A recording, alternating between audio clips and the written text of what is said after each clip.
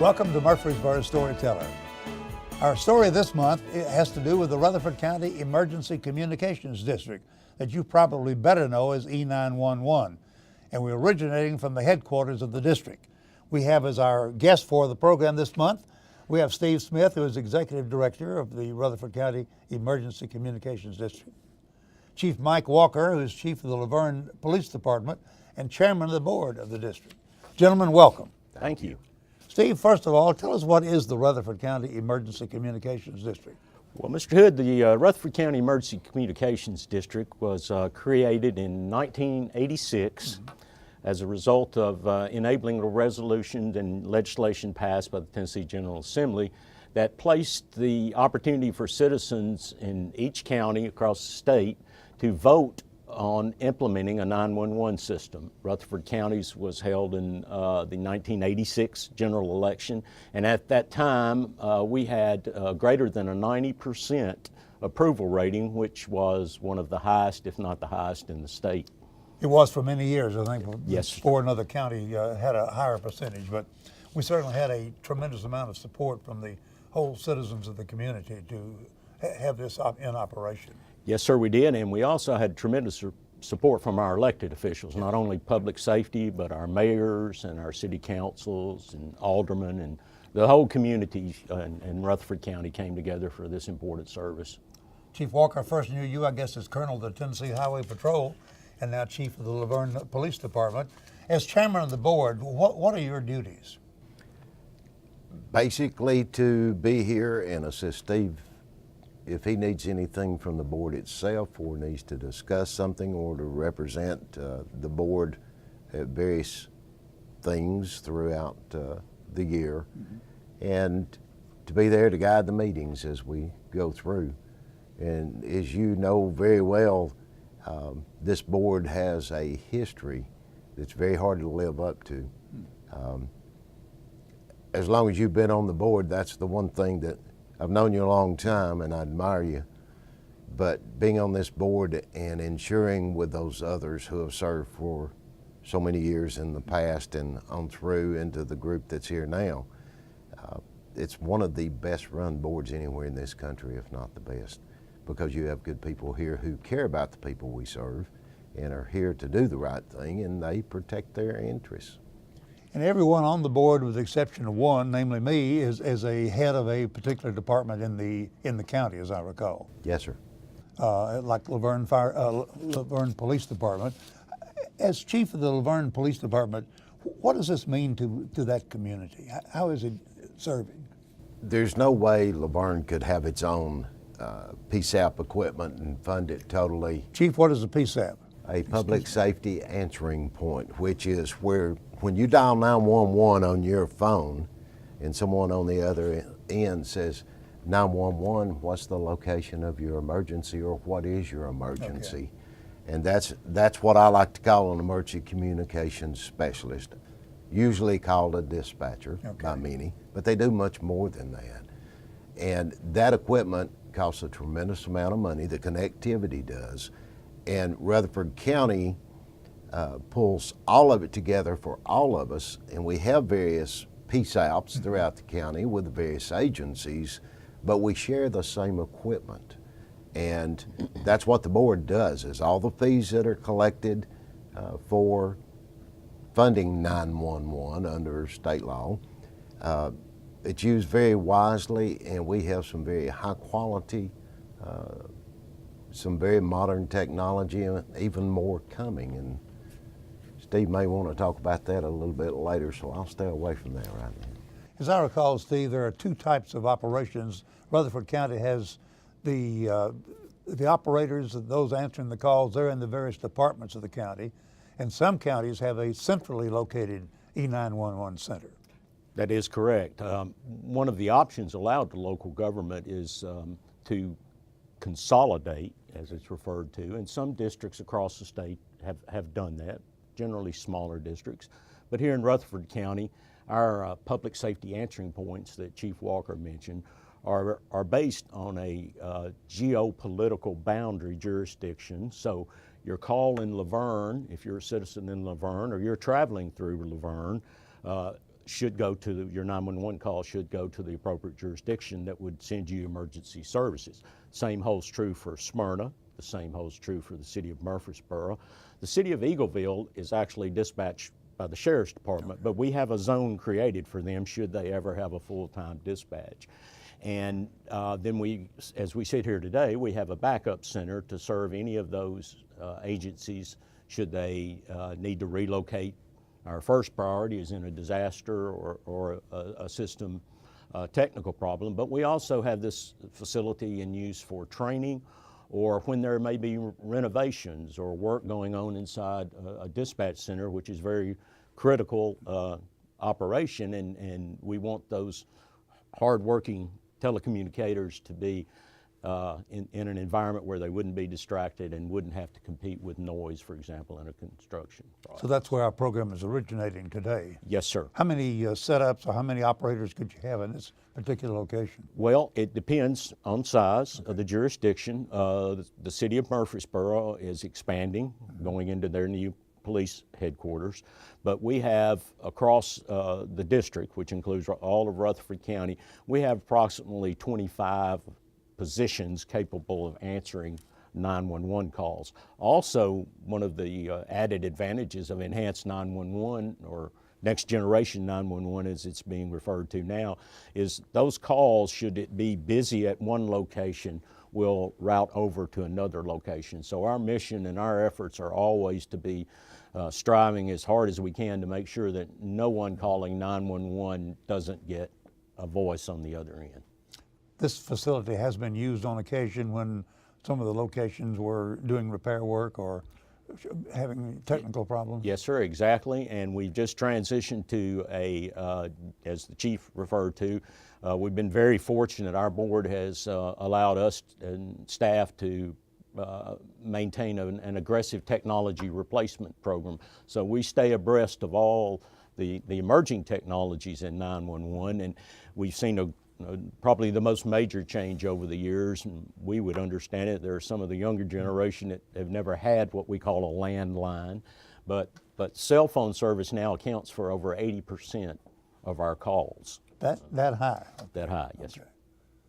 How is this funded, Chief and Steve? Where does the funding come from for 911? Well, originally, in concert with the referendum to establish the district, which I often tell people I'm speaking with, Mr. Hood, that we're very similar to a utility district structure, except instead of providing a service like water or electricity or sewer, we provide 911 service into the various answering points. And initially, it was a fee based on a landline concept. Well, now that they have all gone away, the Tennessee General Assembly in session effective January 2015, a new funding law. So now, if you look at your telephone bill, whether it be cellular, landline, or what we call voice over IP, there is a flat statewide charge of $1.16. And that money goes into the state now, and it is distributed back to the districts for operations. And that's a per month fee. Yes. All right, per month. Huh? And then it comes back to us, the way I understand it, based upon our population and numbers of lines we have or whatever. And that's there to fund the things that need to be done within the individual district. We're very fortunate that we have built our own building with the fees that have been paid and have our own location independent of any debt. Absolutely, yes, sir. We walked into this building, and ironically, we cut the ribbon one day after 9/11. So we cut the ribbon on this facility on 9/12/01. I've forgotten that, but I remember the day very well. And it was paid for when they walked in it. Yeah, right. Financially, then, if we have additional needs for equipment as the changes occur in communications equipment, is there additional funding available from the state for this? Previously, the state offered grants for in areas that they referred to. One was essential equipment grant, they called it, which was, of course, all of that technology and hardware that needs to be in place to process the calls. Geographic Information System grants were available. Training grants were available. But at the inception of the new law, all of the grants went away, and as Chief Walker said, there's a base formula for all the districts now across the state. Chief, I know you have a dedicated group of folks in LaVergne that are serving everyone. Yes, sir. We have some real heroes in our midst, don't we? We do. They're called a lot of things in the past, mainly a dispatcher. Mm-hmm. In some agencies and some counties, you have the consolidated, and you have someone that answers a call and they enter it, and then it goes over to someone else who dispatches a particular public safety unit like police, fire, EMS, etc. In our PSAPs, a majority of them here, with the exception of emergency medical services for Rutherford County, our folks handle everything. Okay. In LaVergne, we have 11 positions. We have 7 field. And they're difficult to fill because it takes a special person. I can imagine. I call them emergency communications specialists because they have to be a specialist. Mm-hmm. And they have to multitask and do many things at one time. If you need an ambulance, or you have a fire, or a need for a law enforcement officer, when you dial 911, if you're in LaVergne, most of the time it does come directly to us. Sometimes it has to be transferred by Smyrna, Rutherford County Sheriff's Department, depending on where the person is, what tower they hit. But it always comes back very quickly. It's started, it's recorded up front without an initiating agency for receiving it, and then it's recorded as it moves over to the appropriate agency. But these folks do a tremendous amount of work. They're the thin goal line, we call them. Good description. They are the goal line between the EMS royal blue, or police blue, or fire red. Between all of those colors of everything we do in public safety, they're the ones that hold us all together. They're right there in the middle of everything.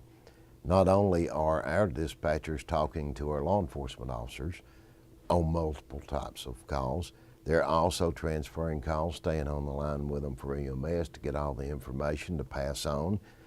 Then they put it out to LaVergne Fire Department and also Police Department, because LaVergne Fire handles first response for medical situations in LaVergne.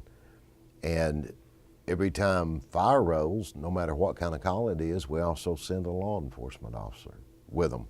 In today's world, that's a necessity. We have to. And there are so many cases, particularly ambulance calls, where we have persons who may have over-medicated, or have mental issues, or have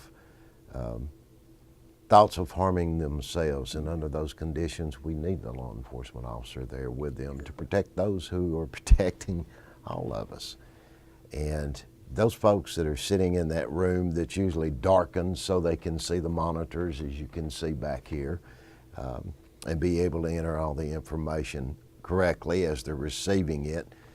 They're there, they're answering the call, they're entering the information, and very quickly responding to all these various agencies that are being sent on the call. And then while they're en route to the call, receiving information and entering. When they get there, they're receiving information and entering. And they're the ones behind that microphone that can't see what's going on in that semi-darkened room in front of that monitor that's there. And Steve and I have talked about it an awful lot. What's coming down the road before very long at all is not only will we have the voice, we will all, or the TDD, the telecommunications device for the deaf, where we have messaging coming in various ways. We'll have cell phone text messaging. We will have people who may be on the scene with a smartphone that's videoing everything, and there will be video feeding in that dispatch will see. And before too long, many of us already have the cameras with the capability. We don't have the infrastructure yet to do it, to do streaming video from a patrol vehicle, fire vehicle, etc., back into dispatch. But I don't think it's going to be many years until we actually have that. So that person sitting in that room for at least 8 hours, solid, they may have a little downtime, 2 or 3 minutes, but as soon as you do, you got 4 calls coming in at one time. And they're handling multiple calls. They're handling multiple entries and running the information for the law enforcement officer and getting the additional help that fire needs or EMS needs, and providing information to the caller, whether it's telling them how to perform CPR or stop bleeding, maybe put a tourniquet on. Those are all things that these emergency communication specialists do. What are the qualifications? Well, they have to be at least 18 in most agencies, and many are 21. They have to be able to read and write. They have to have good communication skills, verbal and written, because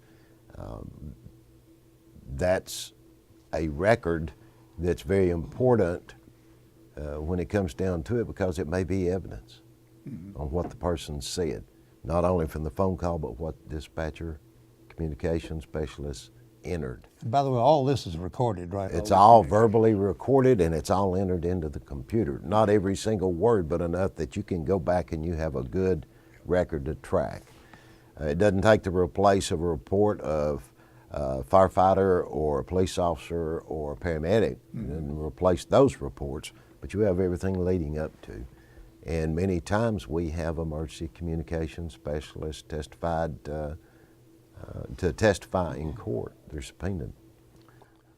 I might just add to Chief's comments about the special person it takes to do this job. I come from a background of public safety and have firsthand knowledge. You know, nothing to lessen the importance of our firefighters, our paramedics, or our police officers, but in our business, sometimes we refer to our dispatchers or telecommunicators or emergency communication specialists as America's first responder. We often think of our personnel that respond to the scene, but the staff in the public safety answering point, they're answering somebody's call for what may be the worst day they ever had in their life for the caller. And I once heard a presentation where we sort of an informal poll as to what the class felt like was a stressful job, and the highest polled number was an air traffic controller. And the instructor, I thought, made a very good point. They said, you know, you may work an entire career in an air traffic controller position and never handle an in-flight emergency. But when that 911 phone rings in that PSAP, that's someone's emergency. It's very true. Most of the time. Most of the time. Now, that's true. We can't prevent the calls sometimes, but we try to do that through public education. Don't call us about what time the fireworks display is. Right. Those sort of things. Or complain because your pizza wasn't delivered on time. And you get those kinds of calls with 911? Oh, yes. Yes, it's not unusual.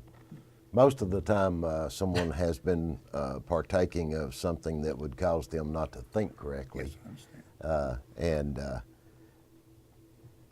we had one several months ago that wanted a date.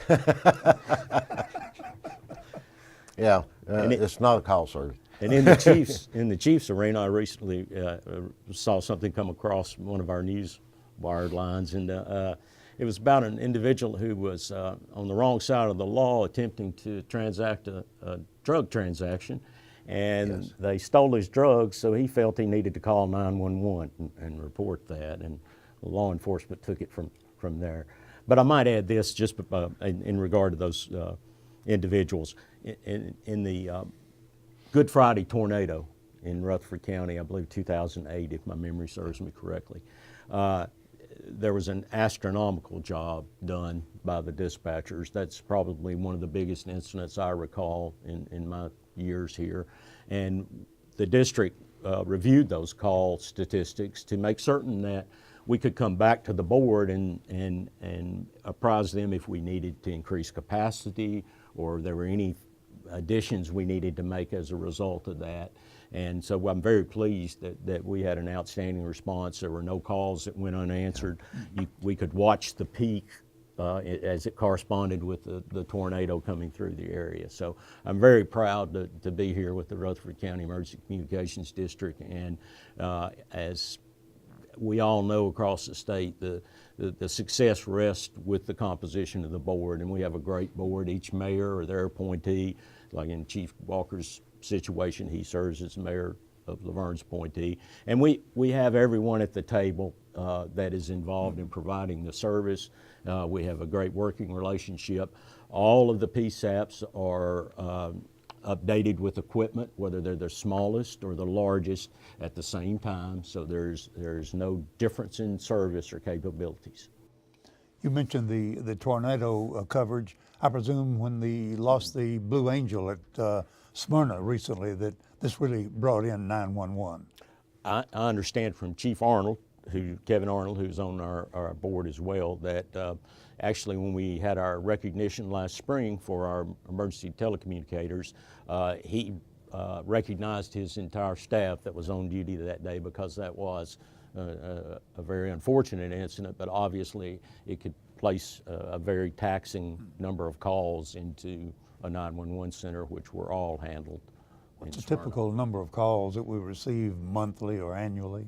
Our annual call volume now is in the neighborhood of 100 to 120,000 calls a year at a time. But of course we know when we look at the census from 2000 to 2010, for example, we grew 43% in Rutherford County. So it's, you know, when we're an attraction for a lot of things, for, you know, everything from sporting events to visitors, and so, you know, the call volume is continuing to grow.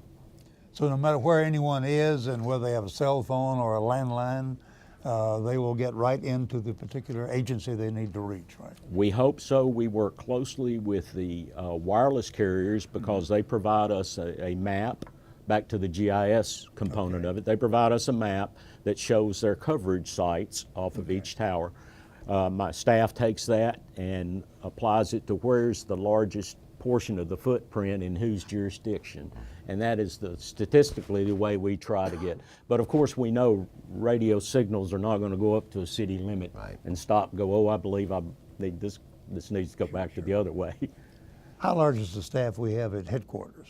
We have 4 members, myself, Assistant Director Cassie Lowry, our Operations Coordinator Matt Lane, who works a lot with the technology, and our Administrative Assistant Lynn West, who helps with all of the business and the accounts payable and our meeting processes when we have board meetings and that sort of thing. So and this building is used for a lot of other meetings too, as I recall, other than the board meeting. Yes, sir. We have building. This is what is referred to as our administrative and training center. So we have the backup public safety answering point, and we have a classroom which is also used in a collaborative effort with all of the PSAPs to bring their new trainees in and conduct training classes, and they get to see the backup center, and we team teach that, and everybody works well together, and so we're all on the same training program, and it gives those individuals an opportunity to associate with each other than just a voice on the other end of a phone. Mm-hmm. I know at our annual recognition luncheon that you mentioned earlier, we hear some real gripping stories of successes that our telecommunicators have done. Recall some of those, if you will. Chief, you remember without specific names or anything, but just how they really perform. There are many types of situations they run into, whether it's firefighter down, officer down, or an ambulance on the shoulder of the road that's hit by another vehicle while they're out there trying to care for someone. Those are some of the most stressful situations for them, or if they're actually listening when someone calls in and there's violence on the other end of the line. And then when they're trying to walk a parent through doing CPR on an infant or a small child. And they're able to do that? Yes, sir. They are required to be trained and certified to do that. There are so many specialties. They must have a lot of knowledge about a lot of things. They're not there to give directions, but people call in on the non-emergency line, unfortunately, and want directions, and they're doing that, and then maybe there's a really bad wreck, or there's someone who has just experienced a heart attack and they're trying to do CPR. Many things at one time going on, and they're sitting there doing it, and that's what they sit there and do for their entire shift each day they work. And unfortunately, in many of our agencies, they are shorthanded, and you have people working additional shifts or partial shifts. So by the time they leave and go home, they're kind of, wiped. I bet. Absolutely wiped. And they go home, and then they're expected to smile for their families and do their usual non-work duties that they have, whether it's home or wherever. And it's an extremely stressful job, simply because they're here. They're behind that microphone, and they have that headset on, and they're talking on the phone and then dispatching, and they're listening while someone's life's being taken. One of the ones we had was a gentleman who was, well, not a gentleman, a man that was threatening his ex-wife. Her best friend was there from an adjoining county and was there with her. They were sitting on the porch, and there had been multiple calls that afternoon about him making threats to her and so on, and there had been prior issues as well. He had just gotten out of jail, and 911 call was received that he had pulled up, he was coming towards them, and the conversation's going on. And then you hear the friend say, "You get in the house, let me talk to him." And he immediately began stabbing the friend with a pocket knife.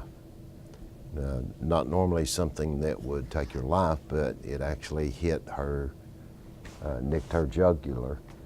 And he broke through the door, and by the time he broke through the door and was trying to get to the wife, we actually had an officer arrive on the scene, and of course fire was responding, EMS was responding, and he was taken into custody after a few moments of some physical confrontation to go with it, because he had a knife, and he'd already stabbed the one lady. And then the firefighters and law enforcement initiated CPR. EMS got there, they continued. And the lady went in cardiac arrest just as they were pulling into Stonecrest, and they were unable there to, they continued for quite a bit longer, but unable to save her life. I just would add one that came to my mind as somewhat unique. Recently, we had a young man who was working underneath a vehicle, and the vehicle fell on him, and he was trapped, but he had his smartphone. So he began to instruct Siri to call 911. Siri, call 911. Actually, call was completed and came through, and the telecommunicator did such an outstanding job finding that person, using the GIS location technology to find him, and he was eventually